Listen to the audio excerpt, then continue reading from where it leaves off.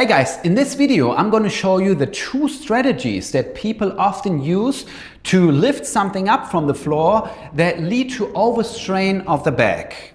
I will then show you exercises to get rid of these strategies and to adopt healthier and more efficient strategies.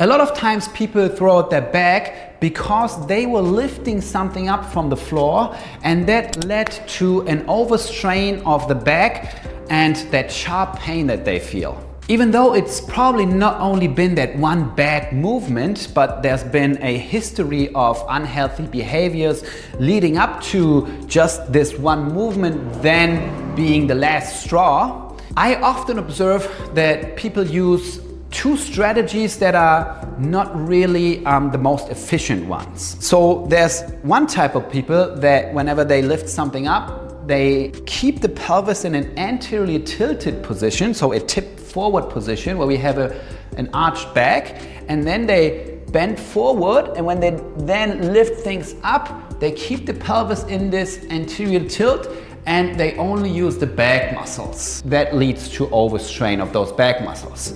And then other people are the opposite. They have the pelvis in more of a posterior tilted tip back position, and the same here. They lift things up and round their back and then they lift it up and they don't use the pelvis. They keep the pelvis in that position, not using the glutes, the hamstrings, but only the back muscles, and that over time can lead to overstrain of the back. So in order to learn to spare your back whenever you lift something up, it helps to learn to move your pelvis whenever you do so. So you don't just want to use your back, but also want to move your pelvis. And if you do so, that activates the hamstrings, that activates the glute muscles. And these muscles are some of the biggest, strongest muscles in our body, and they can help us spare the back whenever we lift things up from the floor.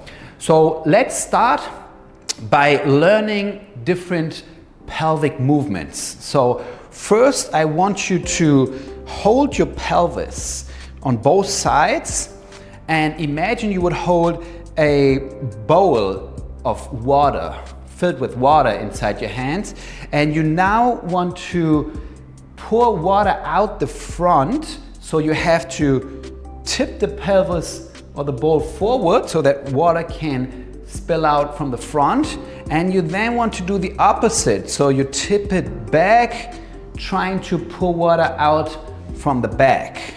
So again, tip it forward and then back.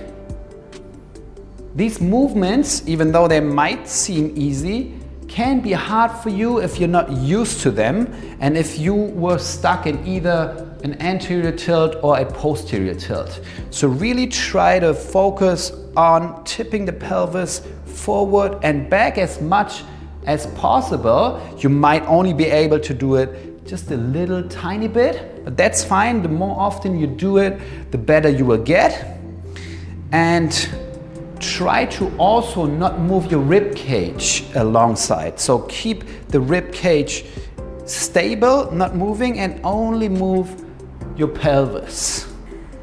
Do that a few times and try to get better the more often you do it, and you can do those whenever you want. It's an easy exercise that is more of an awareness and a motor control than a heavy, muscle activation. For the next one, you will need a dowel, which can be a stick, a broomstick, or anything of that nature.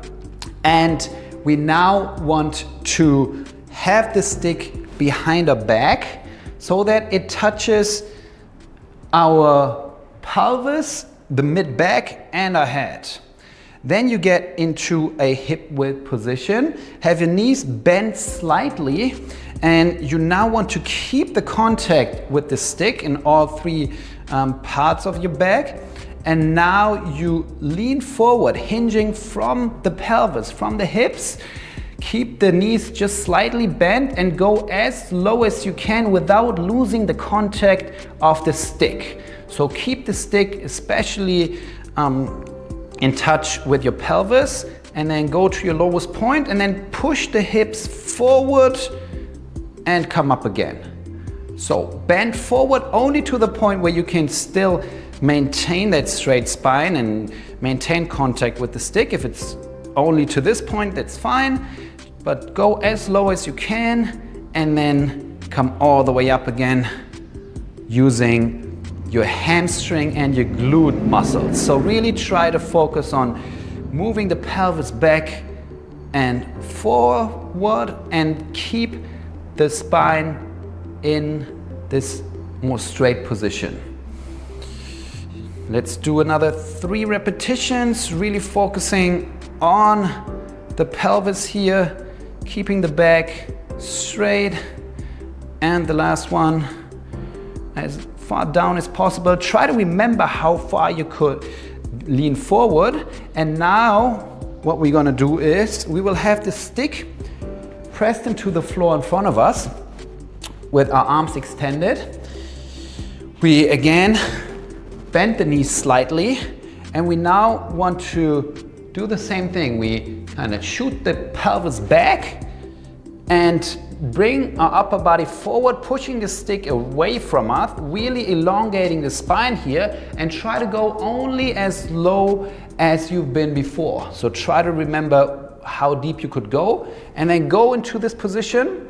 And when you're there, you now want to do the pelvis movements again. So here you try to tuck your pelvis under again, posterior tilt, and then anterior tilt.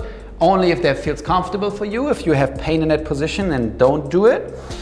But you try to do a anterior tilt as far as you can and a posterior tilt, and then you try to find the middle between those 2 extremes. So in that middle, you then try to keep your back. That might be your neutral position in your back. So find the middle, and then here we just stay in that position. Breathe deeply into your rib cage. Try to expand it in all directions. And push the stick away from you while you move your hips back even further. Breathe deeply into your rib cage and belly. And hold this position for 7 to 10 breaths before then coming up again. And if you want to, and if you feel that your body can bear it, you can progress to using the stick in a way where it's a little extra weight, so you have it behind your shoulders and you get into this forward hinge position again. Try to also keep your head aligned with the rest of your spine. Maybe don't go as far down as before this time, but just stay in this little inclined position here. And then same thing, try to move your hips back as far as you can. Try to really engage your hamstrings and glute muscles. You can try to pull the floor underneath your feet together. That engages your inner thigh muscles. And then if you want to, and if you feel safe, then you can even go ahead and have the stick elongated and in your stretched out arms, and breathe deeply into your rib cage and belly again. Hold it for as long as you can, and really try to put a lot of focus on trying to engage your hamstring muscles. So if your knees are bent too far, you can't really engage the hamstring muscles. So try to only unlock your knees and then get into this position and really push the stick away from you while you kind of scoop the hips back. Your hands can face up, can pull the stick apart a little bit, and then hold this position for as long as it still feels comfortable for you. And that will help you to improve that habit of bending forward with more of a pelvic engagement and glute and hamstring engagement, and that will ultimately help you to spare your back.